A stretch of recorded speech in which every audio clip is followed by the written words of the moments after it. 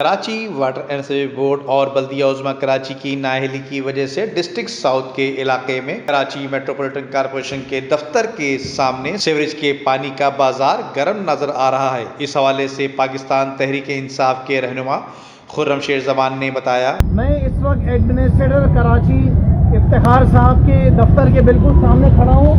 सामने आपको नजर आ रहा है केएमसी का हेड ऑफिस, और यहाँ पे आप हालात देख लें। ये एरिया गाड़ी खाता का है और ये एम एच जनरल रोड के बिल्कुल बराबर में है। बारिश को ख़त्म हुए 2 हफ्ते हो गए हैं और सिंध हुकूमत जो है ये केएमसी के हेड ऑफिस के सामने काम नहीं करा सकती।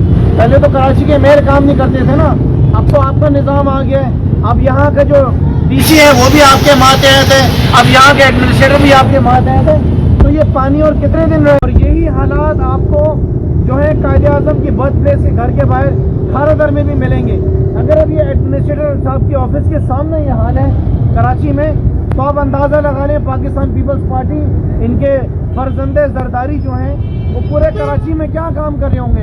इनके एडवाइज़र, इनके मिनिस्टर शारे फैसल पे जाके तस्वीरें खिंचा रहे और गोल गोल घूम रहे हैं, और यहाँ पर इनको नजर नहीं आ रहा कि यहाँ पर हालात क्या हो रहे हैं। शहर कराची को लावारिस बनाने वाले सरकारी इदारों की लापरवाही और आपस की लड़ाई की वजह से अंदरून सिंध जैसा गांव बना दिया गया है। Nadeem Siddiqui, metro 7 city news, Karachi.